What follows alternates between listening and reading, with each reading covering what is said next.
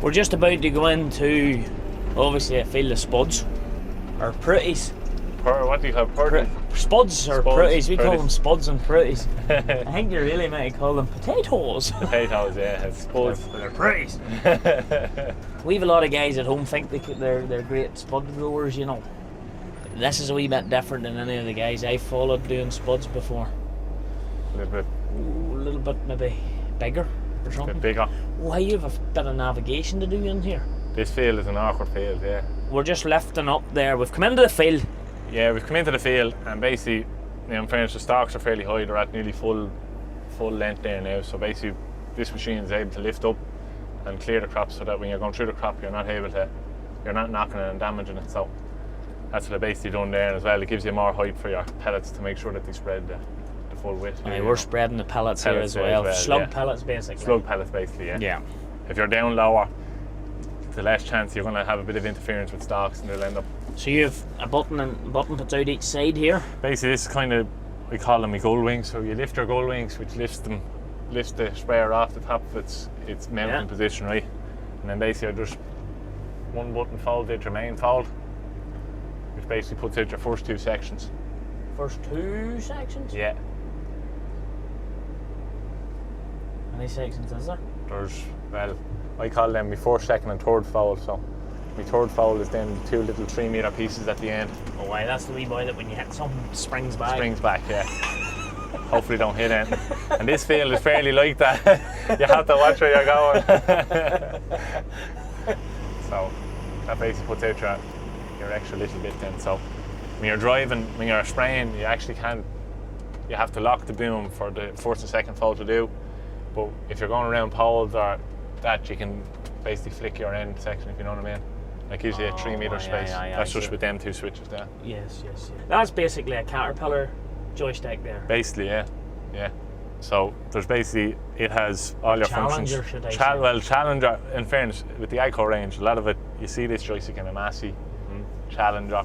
There's a lot of them that kind of, you see a lot of similarities, you know. So other than that, then you just make sure. It's why you say start the PTO, but it's not a PTO. Not a PTO, she's run hydraulic drilling. So just make sure your pump is on. So there, my pumps, pumping my agitation's on. So basically now everything's ready to start. And you're coming on to So when I come in, basically, right, this is your spray controller, right? So what your spray controller does is this controls everything that is going out of the tank, coming into the tank, right? This is just basically running the machine, this one. So anything that I want to change for, this will tell me on my hectares covered, what pressure I'm spraying at, how many litres a hectare I'm spraying at, and then basically it's like a virtual kind of, it's called a virtual terminal. So she'll tell me exactly what I've sprayed. A VT. A VT, yeah. So. Right, let's get spraying. That's enough of that. How are you and all that there? Come on, P Blazes. Hey. My goodness, I would be nervous. She is wide now, in fairness, but it's like anything. You can keep her you keep going, you'll get used to her. What width is she? She's 30 metres. 30? 30 metres, yeah. Okay. So that's what. I thought 24 was nearly as big as you got. No, 30. That's like 30 now is kind of common now. There's, when you go big now, lads are running 36, like, especially in the UK, it's big things. What's that tree? No, we're a while away from that yet. Don't be jinxing me now, I'll end up with something. But you wouldn't need to worry, because if you did brush with that outside edge, she just flips back. Flicks back. And in fairness, with spuds, right, I know, because you have so many beds there, you know that you'll never ever hit anything around the ditch of a spud field, because the machine is basically, she's covering the full 8 beds to my left there. So unless the drill man in the drill plough when he's sound the spuds goes drastically wrong, you're rarely going to hit anything in there. But then I did hear that Michael himself was setting up the ridges for a lot of the spuds this year. He was, yeah, so at least then he's the experience, he knows. Well, I was going to say he's the one to take the blame. Well, he can when take you do hit something. Don't just worry. Say, Michael called. You know, Thomas was at that old job too, like, you know, but maybe he was on the laptop one of them times. Yeah, oh, you get that, yeah. Especially with GPS and that in the Oaks now, you can. That's fair. So, like, what is the crack then? Do you know this whole Challenger, Agco, Caterpillar that's all changing or diluting, or there's something going on. From what I heard now, in fairness, there's not a lot been said, but as far as I know, the Challenger range now in Europe is going to Fendt. So basically Fendt are incorporating this. So basically, as far as I know, from the end of 2017, January 2018, basically, as far as from what I gather, these are going to be sold as a Fendt brand. So these are going to end up green. Green, yeah, Possibly. green and red. Yeah. Well, now that's from what I hear now, as much as I know. Anyway, Well, then, obviously, this is Caterpillar. this is In Caterpillar. your head. Challenger, yeah, Caterpillar. Challenger. Yeah. We would always assume, you know, Caterpillar. As I say, I never would have really thought, you know, I grew up, my life growing up was all about, you had to have Caterpillar boots, the yellow stitching. Even when I went to school, you had to colour in, but it was the cool thing to be. I don't know what's cool for you youngsters nowadays. More So- technology. But Caterpillar was like an institution growing up, you know. It was like all your big plant and all. And then obviously they were in the agri world and the Challenger. But then the Challenger really, if you go right back, it nearly stemmed from New Holland, didn't it? They started that all off with the old Genesis, I think. Yeah. The first looking type, and then Cat came in, but then that's all been sort of incorporated now with Agco. It's a bit confusing, isn't it? It's just, it's all, as far as I gather, it's all kind of streamlining the whole thing. Like, Well, have you any experience driving any other types of sprayers? Because as you know, I have absolutely none. well, basically, when I came here now, this is the first sprayer that I get into, and this is where I kind of learned me trade as a spraying man here in Country Crest. Like, You didn't spray before you came here? no. So basically, we've two sprayers. We've this Challenger, and we have a Schaefer Sentry as well. So that's a trail machine that's on the back of we have it on a 724. And basically, that's just to get us out of a hole if we're under severe pressure. What age was this yoke when you arrived? This was new, this was only out of the box. This is a 13 machine. So you're a student, you've turned up here to a full-time job, the Challenger sprayer comes out of the box, and you're told you're spraying. Yeah. In fairness, I saved a couple of months doing the general work and that, so obviously Thomas or whatever seen something that I could do, like, and it's always something that I would have loved to do and always wanted to do. At the end of the day, and if you think about this logically, you're one of the men that's through the crops the most because you're ultimately doing the spraying. So you're seeing the crop a lot, and I know there's the guys walking the crops and all the rest of it, but like you were saying there too, just before we jumped in, you have a new type of spray going on here. Yeah, it's a new potato blight spray called Zorvec, and most potato sprays at the minute, most chemicals will only give you 7 days kind of clearance that you'd spray every week. So basically you're in the same field, the same day, every week, weather permitting. But this new product now is guaranteeing you 10 days cover, so it's giving you that extra couple of days and takes the pressure off yourself or whatever that you're not out week on week, that it gives you that extra bit of a time. And well, that's it too, and when that unsettled weather comes in and you can't get spraying, that's when you really need to be spraying. So it's giving you that little bit of... It's giving you the comfort that you can, instead of going out, like if you had unsettled weather coming, you'd have to go out on the 4th or 5th day, say, into your week, which can obviously be, like, in fairness, like 3 or 4 days. You're not, like, the last chemical you put on, like, you're only after putting it on, and I know it's giving you cover, but you're kind of adding your costs up too, you know. So. Well, do you have a favourite crop to spray, or is it like that, or is it just driving the sprayer? Nah, I like the corn. Well, in fairness, spuds, I like spraying the corn because it's very interesting. You have a lot to look out for. You're covering acreage. You get to see a lot more farms, if you get me. Like, so you're moving. It's more it's not as monotonous. Whereas the spuds, it's great going to spuds to this stage now, but after this stage they're fully grown. So you're just basically going through the field and keep going the same field. It's like anything, it just keeps...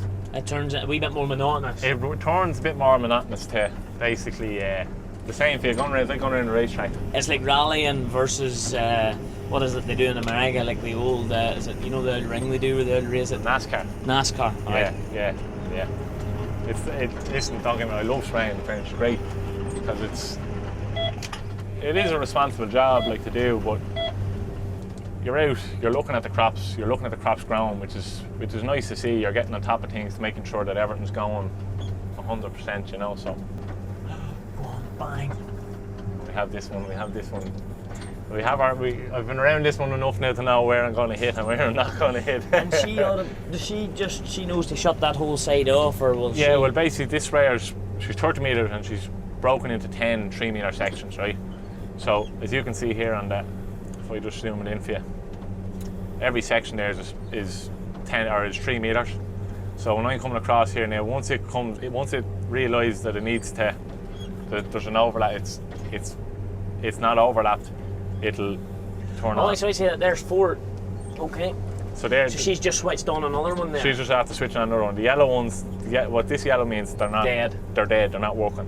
So basically now you see, it might have one more nozzle come or one more section come on. I would see you will. Just up here. So basically you'll see she'll stick on then automatically. So you can set her up. She's like, away there now, boy. She's away there, yeah. Let us see. Have to do the look test. Yeah, boy. So really, all you have to do is drive around the field. Drive up and down the field. Yeah. Well, when it comes to that, what are we sitting in? Obviously, it's a Challenger. Do you know anything about the machine? Like, what engine's on it? Well, it's the CCU engine. She's 200. engine? Yeah, so she's 220 horsepower. She's a good engine then. She's a good engine, and in fairness now, touch wood. These, I don't know, I'll probably... So 220 horses, all this needs in theory? In theory, yeah. So she's running all hydraulic pumps, hydraulic drive. Running your pump. She's running your pump, your hydrostatic drive, all your liftings, your cab, all your cab is all fully suspended on 4 different rams, so it's running everything that needs to keep you nice and smooth and keep you level. And she knew when she crossed over there, she knew when to stop. When she comes, you'll see now, when she comes across, she'll turn herself off. Now I have the master switch here which will shut it down fully, but the odd time, like if you come out there, sometimes the GPS might jump a centimetre and basically it'll end up turning the end section on and you don't want it to come on then, you know the kind of way, so you're wasting spray that you know you've sprayed already. So when I come back into my road then she'll just turn on herself. Handy. Is she getting the coverage then in your slug pellets? Yeah, my slug pellets, basically I just have to flick these switches for the slug pellets. But she's thrown basically 15 metres one side and 15 metres the other side. And that'll give you your... And the 2017 crops, how are they all looking?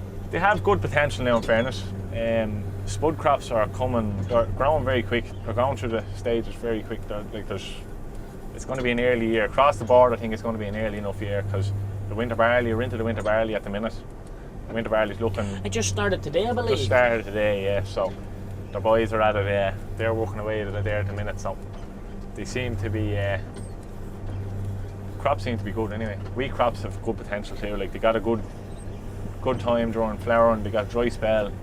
Not been smart, but how's this going to work? We'll see now in a second. We'll drive up as quick as close. You know, that's a bit like trying to put a square peg into a round hole. We'll get through her. Oh, I have no doubt you'll get through her. If you put me in the seat, I guarantee I'll get through her. Brute force and ignorance. We always tend to mark this field out between these 2 trees because it's the most awkward part of the field, in all fairness. And you just bend a section back, is that the crack? I'll go up as far as here. I'll have to lock her, fold her in, half fold in, drive through, fold her out again. And that's really it. So try and get it close to that. You would not want to fall asleep. No. So we'll have to... Or you wouldn't want the brakes to fail. No, that's another thing. That happens when you close your eyes because it's not going to be a pretty sight coming out the other side. But then at the end of the day, you don't want any brake in the crop not touched. No, that's the thing with spuds, with blight. That can start. That can start the whole lot. That can wipe out the whole place. Like. That's why you kind of have to just... You have to kind of get at every corner you can. I have an idea. It's called a different type of caterpillar. I think these trees are there's a lot of sentimental value to people in it. Aye. So, aye. But it could be arranged. It could be arranged. It could be a through the night job. Plenty of firewood for somebody. No, you just reach me the wee brown envelope and I guarantee you that I will take those troubles away. That's no bother. Wonders Michael got his old Ford Digger lit up yet. Oh, she's don't know, it's not far away, I don't think. But she could be hanging there, right? Wait before she's there. She'd be doing well. She'd have some job doing that. I'll tell you one thing. There'd be some rooting and getting them up. I'd say. Oh, you'd be some digging to do to get them right. Unreal. Yeah. Unreal. So then it's reverse back as far as you can now. Reverse back as far as you can, and I have a little nibble of a stalk on one end here. It's annoying me. Trying to get it off. Away we go. Why would that annoy you? It's just hanging at the end there, and it doesn't look like. It's a bit like the branch hanging in the silage trailer. Yeah, it's just yeah. I know. So that's unprofessional. I'm just trying to get her to click off if we can, but in fairness, it's not actually disturbing me spray pattern, but it's just annoying me there. You know the kind of way. I know. You keep looking at it. Yeah. The camera's just going to pick up on that. That's the thing. They're going to think, what sort of a boy drives a sprayer into the crop? Yeah. No. Oh man. We'd have to do a Photoshop job. It's all come down. It's all come down to that one stop. It's going to hunt you, boy.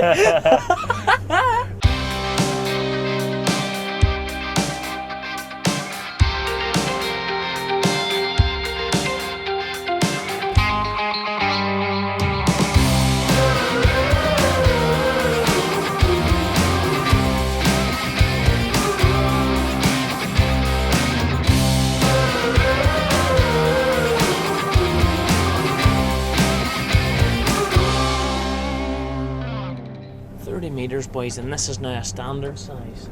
Standard enough now, yeah. What sort of water does she hold? This holds about 5,000 litres, and then you have a little bit of room then for you have your overflow room. That's right, but yeah, 5,000 litres of chemical, and then you have a 500 litre fresh water tank then as well for cleaning out. what would the likes of that trail, like, you know, this beside a trail, what would you be talking? Or Well, in fairness, our trail is 5,000 litres well. They're basically identical size sprayers. The same booms. See, there's Schaefer booms on this. The booms are the exact same. When these sprayers were first made, you could buy them they were doing a deal with Schaefer, and they were working with Schaefer. So if you wanted steel booms, you could get steel booms. If you wanted aluminium, you could get aluminium. So. And what's going to be in the new one when it comes?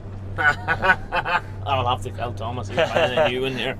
Is it all can you still get it, or is it all No, aluminium. And in fairness, I think aluminium is the way forward because it takes a lot of weight off the back of the machine, and like it strips, as far as from what I gather, it strips about 1.2 tonne off the machine. So in fairness, when you're travelling up and down the field, 1.2 tonnes, it gets less pressure on the ground, you know.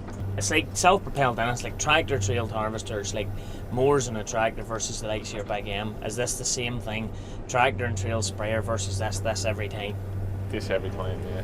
Just because of where you're sitting? Just where you're sitting, you can look down at the crop, have a look, and in fairness, it's very smooth. As you notice yourself, it is smooth. Like, there's no bouncing about in there. Whereas tractor does have that little bit more of movement, like. What tractor would be doing this then? The Fendt 724 runs the other trail sprayer. So, fairness, that'd be no bother to that. Ah, no, nice. Like spraying a 5,000 litre tank, what are we talking? Acres, would that cover hectares? Basically, for spuds, we're spraying at 200 litres a hectare. So that'll cover 25 hectares, which is about 62 acres. How many acres in this field? There's 19 hectares, so just about 45 acres.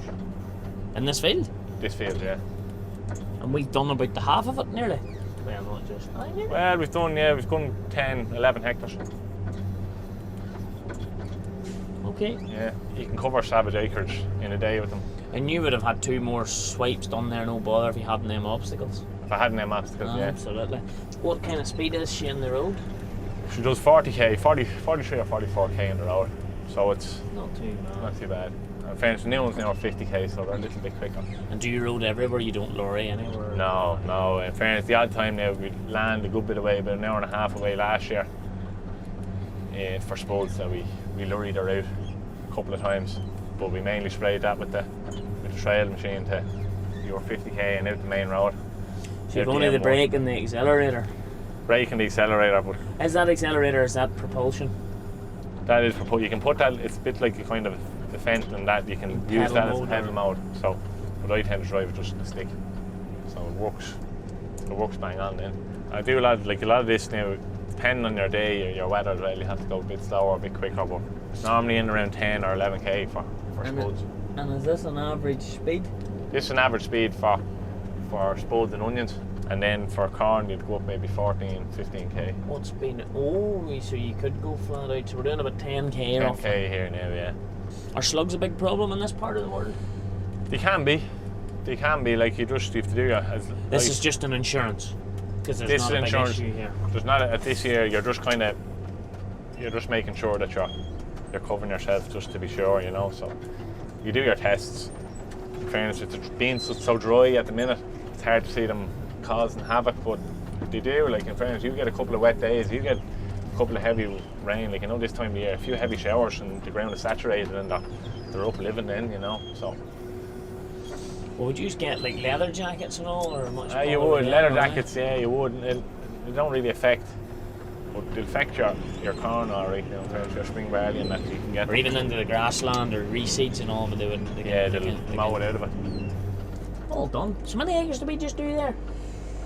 We done 19 hectares, so 45 acres. 45 acres there in less than an hour with about. I don't know, many fold-ins and fold-outs and ups and downs. Yeah, that field is a slow field because of all the obstacles you have to do. But well, has the machine got the strength in it? Like you've never much issue with cracking booms or touch wood? Touch wood, nothing yet.